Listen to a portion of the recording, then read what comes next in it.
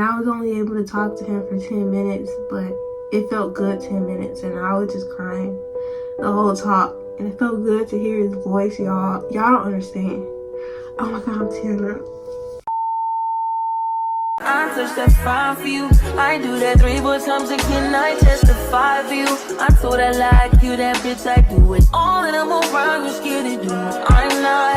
As long as you joking now in for me, I ain't got it. What is up, my Shifty babies? I am back with another video, and today I am going to be doing like an episode of surviving deployment.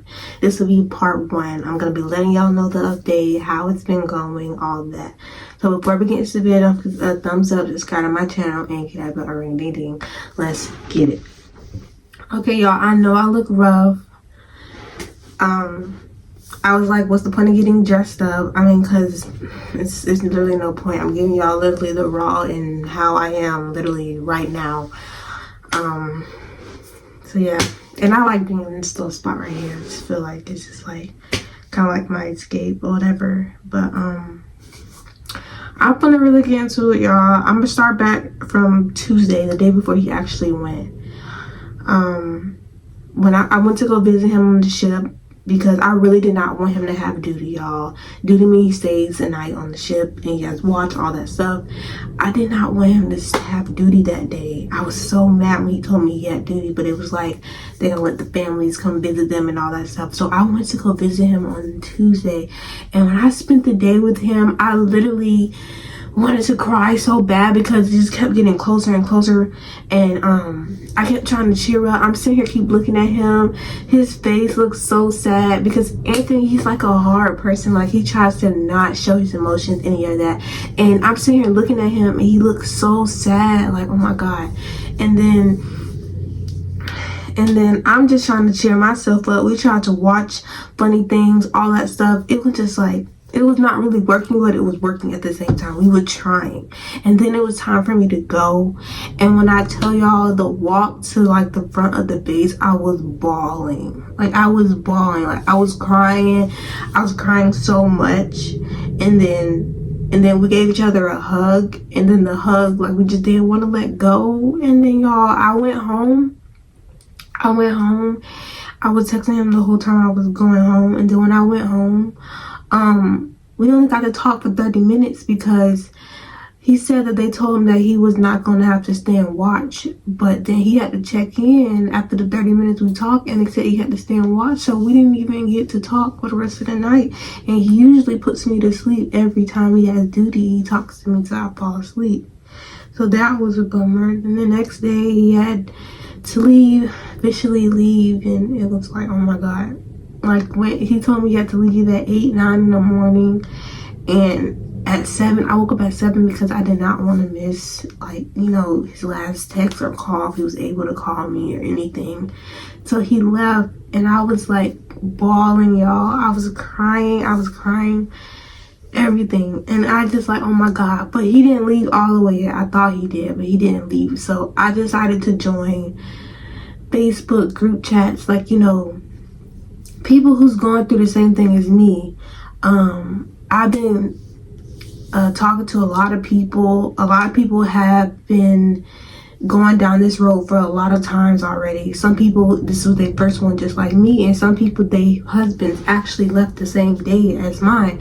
So it was a lot, and I'm happy that I have people to relate to. We have 2 events coming up. It's a lot. We have a lot of things coming up. And I'm happy that we get to, like, you know, meet up and go out and do different things. We've been talking on the phone, you know, having conversation. It's been really helpful, and it's been really good to have somebody, you know, to talk to or anything. But y'all, the first week's been so bad. Like, it's been so bad. Even though I'm talking to him, it still doesn't mean anything because you're just not my husband. So, like, it's not gonna make me like, oh my God, I'm so happy now. It's like I just don't understand why. It's like people keep saying, oh, you need to live for you and not live for your husband. You know, this is your time. You're supposed to have fun or go out or do different things while your husband away. And that's just not me. It's like I physically be needing him in my skin. Like, I physically just don't want to be away from him. It's so hard. Every time I'm away from him, it just be so depressing. Like, I literally been trying to, like, leave the house, do activities, volunteer, keep myself busy, do something. Every day I'm doing something to keep myself busy. And then when I come back in the house, it just replays again, and I'm just depressed, and it's just like so hard, y'all. I just don't know what to do. This has been a very rough journey so far. This first week's been bad. It's been officially 2 weeks since he's been gone, and that first week took a major toll on me. But it's the second week. He made it to his first port. On the second week, like I said, he made it to his first port. We've been talking every day, and this really had made me go. Like, this been helping me, like, go.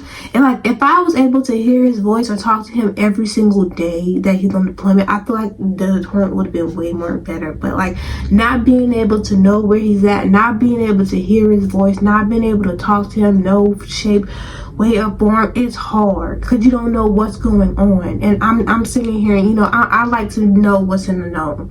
And it's just, y'all. Yeah, so I mean, I got my first email. I want to say, like, what it was, three days with him being on deployment. I got my first email, and I bawled. Y'all, when I got that first email, I cried, but it felt so good to, get something from him. It felt so good, but I cried. And then what it was, like 2 days later after the first email, he called me from an unknown number. And y'all, I declined it because I did not know who that was. And I don't answer unknown numbers. So then what it was, so then he called again, and I was like, let me just answer.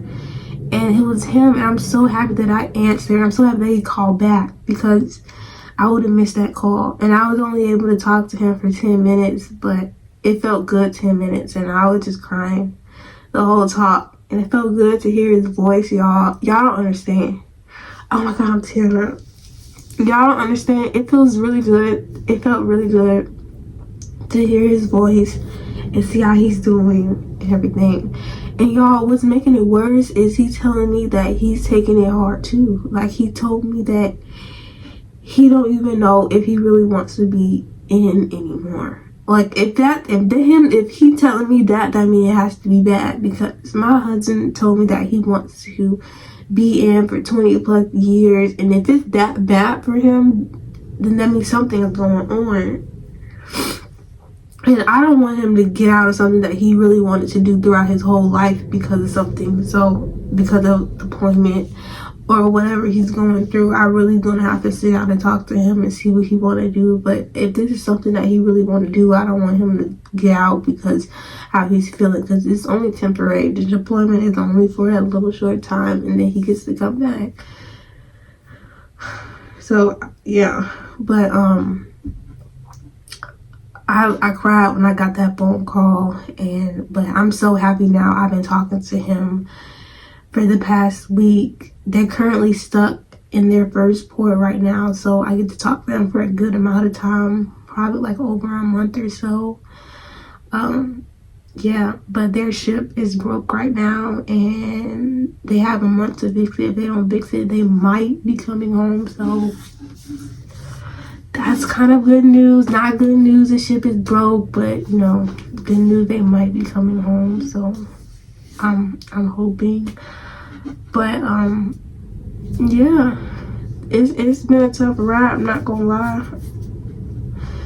But I've been surviving, and me being a very clingy person and needed to be with him, physically being with him, I feel like I'm living proof that you can do it. It's just gonna take you some time. I be listening to his voice in my bear that he got for me. I listen to it every night before I go to bed, and it doesn't help really because it makes it worse.